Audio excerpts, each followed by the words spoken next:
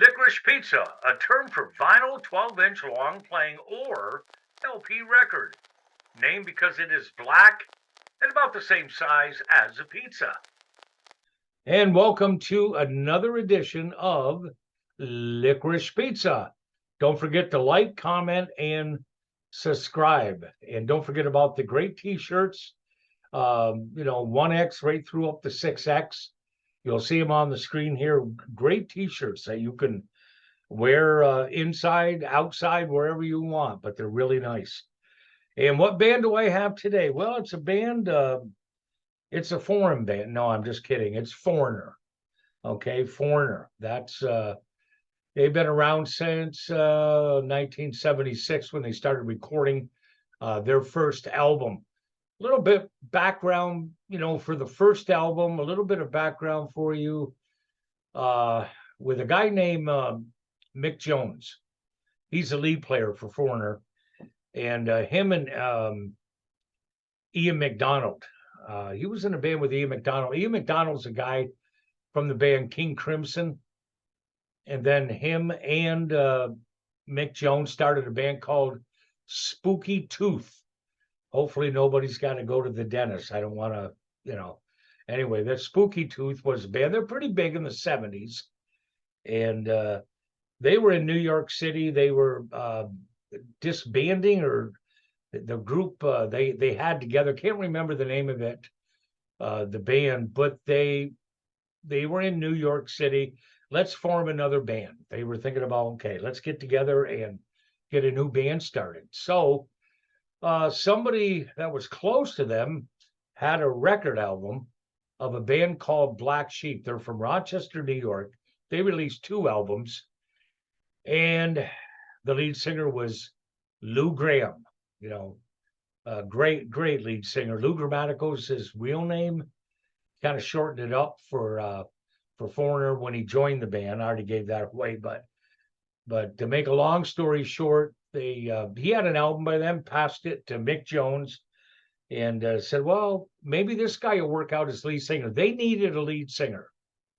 So he passed it along to Mick Jones and said, give this a listen.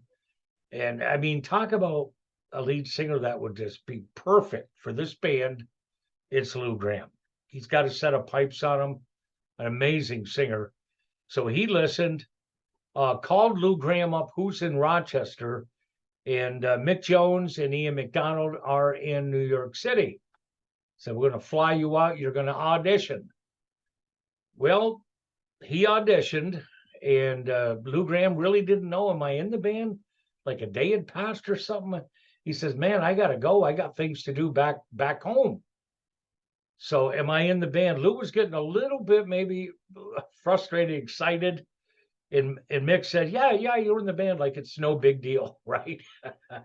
Little did he know that's going to change his life. It's going to change all their lives, because Foreigner, let's face it, they're a huge band. And so he got the job. So they start recording in New York City. They got a recording contract on their first album. A lot of times, if you sell 1 million copies of your first album, or even 500,000, man, that's awesome. Well, this first album, right at the get-go, I think it was a multi-million seller, at least 2-3 million, right from the get-go. And they had some great songs off this. It feels like the first time. Maybe that's their first single off that, I believe. Cold as Ice. That is a classic song, Cold as Ice, off that album as well. And the other one that they did off that was A Long Way From Home. It's a true story about Lou Gramm going from Rochester, New York to the Big Apple, New York City, and being in a situation in Rochester, it's like he just didn't know what to do with himself. What do we do? Black Sheep, the band he was in, split up. And man, talk about a big break. That's like, next thing I know, I'm in New York City recording an album. The album's finished. Then it's going really huge, It's like, and I love to hear about those stories from bands, and the rest is history. That album did very well. And on to number 2. Yes, their second album is pretty amazing, called Double Vision. That was the title track from that album, the title of the album, Double Vision. And also they had the song Hot Blooded. That might have been their, I think it was their biggest song off that particular album was Hot Blooded. And then they had, Double Vision, like I mentioned, Blue Morning, Blue Day, another great song off Double Vision. Man, that whole album, I'm just looking at the songs here. Spellbinder, another great tune. It wasn't released as a single, but a great song. And that album, a lot of record company, here's the deal. Your first album is extremely important. And if your second one does not do really well, they pretty much, okay, that's the end of your contract. So the second one is crucial. Well, Foreigner, the second one came out, and that went platinum, double or triple platinum as well. And they had some great tunes off that album. And then comes 1979, the album Head Games by Foreigner, another winner. They got Dirty White Boy off that particular album, Head Games. Love on the Telephone, another great song off that. Rev on the Rev Line, that's another tune off that album. It's a fantastic song about Lou Gramm when he lived in Rochester. Lake Avenue is a very famous street in Rochester. Eastman Kodak, the company, was located there. And they used to have like drag races down Lake Avenue. It's a pretty wild area. So Lou Gramm, that's what he's talking about in that song. If you ever listen to the words to Rev on the Rev Line, you'll know what I'm talking about in this broadcast. So, but that's another great album. Head Games, and they keep rolling. Another 2 years go by, and guess what comes out? Foreigner 4. And this was their biggest, bigger than the 3 previous albums as far as sales go. This album, I believe, was number 1 for like 11 weeks in the summer of '81. I remember hearing Urgent for the first time on the radio, turning it up. Said, oh my Lord, listen to that. That's Foreigner. I said, this is going to be big. Yeah, it was. 11 weeks at number 1. So Foreigner owned the summer of 1981. It was a huge, huge album, Jukebox Hero. Sure, a lot of people that are into classic rock know Jukebox Hero, know that song. Waiting for a Girl Like You, that was their ballad off that. So you got 3 humongous songs off the album Foreigner 4. And boy, I'll never forget listening to that. And of course, I had to go out and buy that right off the bat. Foreigner 4, they had it, and listen to it. Just Nightlife. One of the great songs off that album is Nightlife. Now, the thing about albums is, yeah, you can buy the greatest hits, which I've done many times, but sometimes the songs that aren't released as hit singles are great too. So yeah, if you're not real familiar with Foreigner, or just like their hits, try listening to the whole album. It's really fantastic. Listen to tunes you may not have heard before. The album cuts off that. So off that album, or any album they release for that matter. And then here comes the Ancient Provocateur album. Now I know most people, even if you're not into classic rock, you still know the ballad off this. This might be, as far as a hit single, I gotta be their biggest hit. I Want to Know What Love Is. Mammoth song that went number 1 in early 1985. The album was recorded in '84, but I think the single was released early of 1985. And back in the MTV era, they played this song on radio and video just constantly. It's an anthem. And a little side note to this, when Mick Jones was writing this song, Lou Gramm arranging and writing and helping Mick Jones, write this because I heard an interview recently with Lou Gramm that Mick Jones gets 90% of the credit, which means 90% of the music royalties for writing it. I believe Lou Gramm gets about 10% of that. That was a sticking point that didn't go over too well with Lou Gramm. But anyway, it's a fantastic song.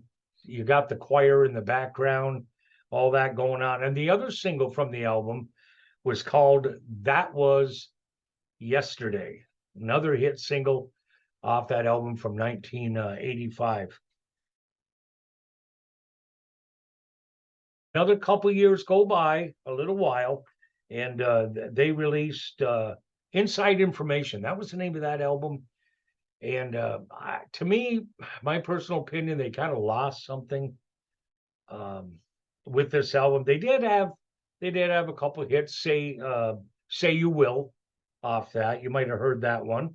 I Don't Want to Live Without You. That's kind of a soft AC song off that particular album. And then things get, Lou Gramm had gotten just tired of that lifestyle, touring and performing. So Unusual Heat, that's an album that Foreigner released without Lou Gramm, 1991. I bought the CD to that, not the vinyl, because CDs were the thing at that time.